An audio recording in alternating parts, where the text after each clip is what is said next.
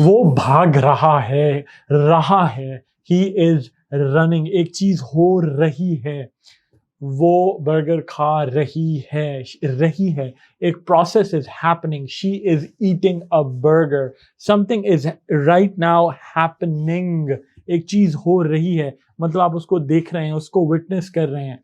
साहब जो हैं वो बात कर रहे हैं, ही इज टॉकिंग या ही इज स्पीकिंग, तो वो प्रोसेस, वो अमल अभी एक्शन का हो रहा है, यानी वो एक्शन जो अभी हो रहा हो, वो अभी in the middle of action हो, आप उस एक्शन को होते देख रहे हो या उस एक्शन को खुद कर रहे हो, वो आपका एक, दैट इज द स्टेट जिसे हम एक प्रेजेंट कंटिन्यूअस टेंस कहते हैं, क्योंकि वो एक कंटिन्यूअस फॉर्म है, एक ऐसी फॉर्म जहां एक्शन हो रहा है। अब लैंग्वेज में मकसद आपको ग्रामेरियन बनाना तो नहीं है, मकसद तो आपकी इंग्लिश को सॉलिड करना है। ग्रामर में ये क्यों पढ़ रहे हैं, इसलिए पढ़ रहे हैं कि ग्रामर में आम तौर पे लोग इसमें गलती करते हैं कि कंटिन्यूअस टेंस को हम पाकिस्तान में, मुझे ये फील होता है कि हम लोग ओवर यूज करते हैं, उसमें गलतियां बहुत करते हैं। इस आज के लेसन के एंड में मैं कुछ गलतियों की तरफ इशारा करूंगा जो बहुत कॉमन है।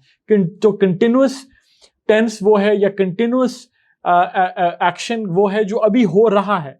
जब एक्शन हो रहा हो तो इसको हम प्रेजेंट कंटिन्यूअस कहते हैं। मतलब आप देखिए कि फातिमा इज स्लीपिंग, फातिमा अभी सो रही है, मतलब वो उस एक्शन में, फातिमा इज स्लीपिंग। अब अगर मैं इसको नेगेटिव करूं, इसी वर्ड को नेगेटिव करूं कि वो नहीं सो रही, वो तो पढ़ रही है, तो फिर मैंने इज के बाद नॉट लगा दिया, यानी जो निगेशन आई वो इज के बाद आई। इसको मैं इज नॉट भी कह सकता हूं, इसको मैं एब्रीविएट करके इजंट भी कह सकता हूं। फातिमा इजंट स्लीपिंग या Fatima is not sleeping, she is studying, right. तो अब दो कंटिन्यूअस टेंस आए, पहला नेगेटिव सेंटेंस बना जिसमें एक चीज को निगेट किया गया कि Fatima is not sleeping, she is studying. तो दोनों कंटिन्यूअस फॉर्म है, पहले निगेशन है जिसमें इज के बाद मैंने नॉट लगाया, और हम आगे चल के सेंटेंस स्ट्रक्चर की बात करेंगे। You are eating my food, अब देखिएगा फातिमा इज था, Fatima is sleeping, but you are eating my food, you के साथ आर आ गया, फातिमा के साथ इज आ गया। बेसिक सी बात है, आप लोग इसे एवरीडे लैंग्वेज में यूज करते हैं, लेकिन समझना जरूरी है उनके लिए जिनकी अगर ये बेसिक्स भी वीक हैं। I am reading a book, I is reading a book नहीं, I are reading a book नहीं, I am reading a book. तो आई के साथ एम आ गया, यू के साथ आर आ गया, जो हमारे पास नाउन था जैसे फातिमा थी उसके साथ इज आ गया।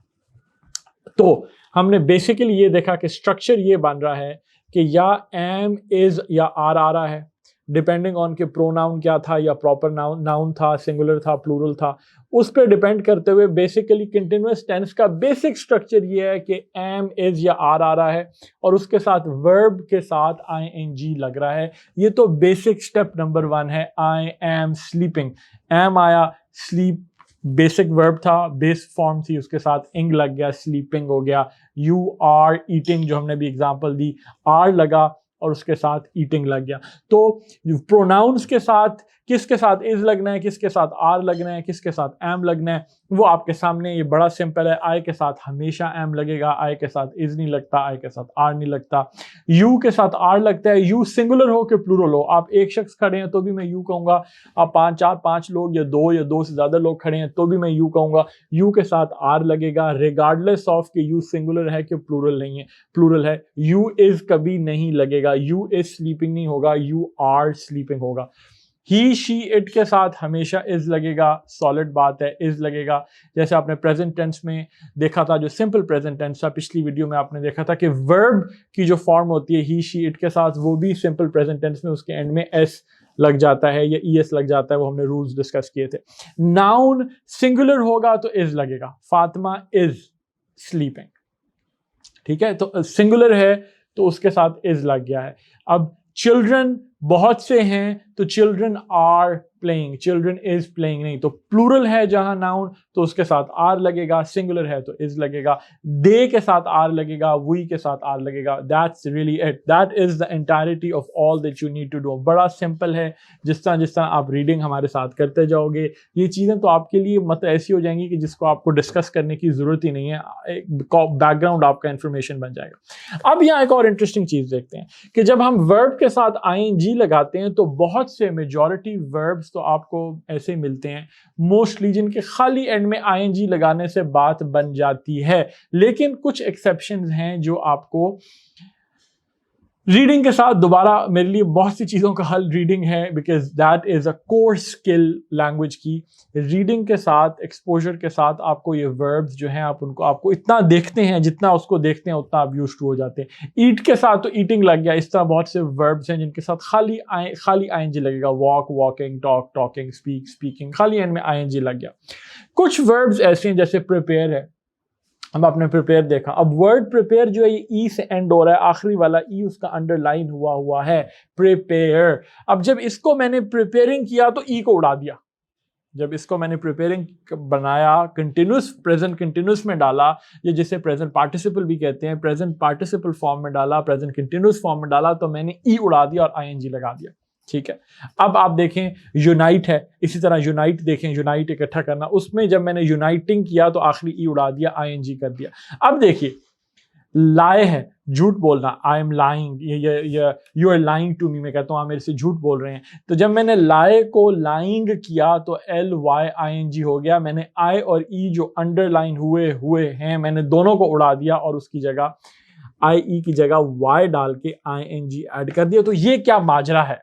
ये माजरा क्या है? ये माजरा तो जैसे मैंने कहा, आप जितने वर्ब्स देखोगे ज़िंदगी में प्रैक्टिकली रीडिंग के थ्रू, आप रीडिंग वाली टैब में जाके हुपू की, तो आपकी उतनी वोकैबुलरी रिच होती जाएगी, लैंग्वेज आपके लिए नॉर्मल होती जाएगी, उसका जो भूत है वो आपके लिए कम डरावना हो जाएगा, यहाँ तक कि वो आपकी ज़ुबान पर बहुत आसानी से अदा होगी, पढ़ना आसान हो जाएगा, राइटिंग अच्छी हो जाएगी। लेकिन चंद प्रिंसिपल्स मैं आपके सामने रखता हूँ कि ये माजरा क्या है, आखिर कोई बेसिक असूल क्या हैं जिनके तहत आप अभी के लिए आप थोड़ा सा इसको जहन में रख सकते हैं कि यार ये ई हटा के जो प्रिपेयर के बाद आईएनजी लगाया, ये क्या चक्कर है।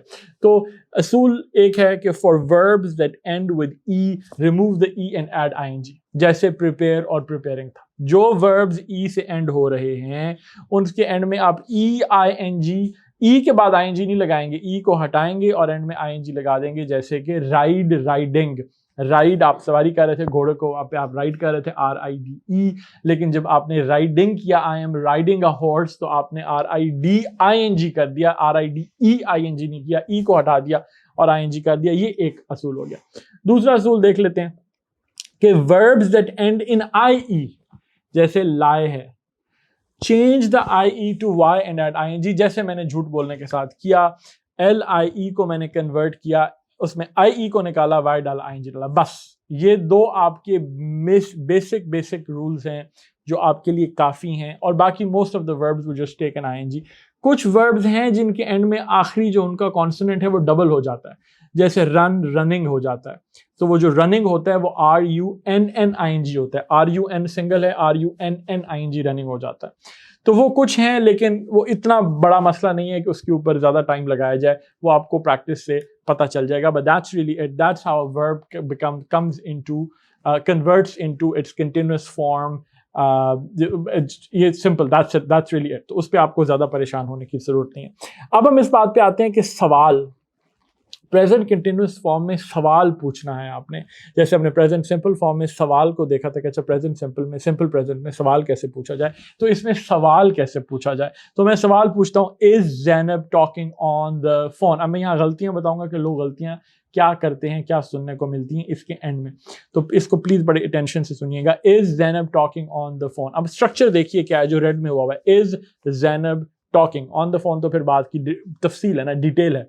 इज ज़ैनब टॉकिंग, इज है, सब्जेक्ट है और वर्ब है ING फॉर्म में, यानी ये स्ट्रक्चर है, या एम है या इज है या आर है, उनमें से कोई आएगा डिपेंडिंग ऑन, या प्रोनाउन है या नाउन है, सिंगुलर है प्लूरल है, जो हमने पहले कवर किया।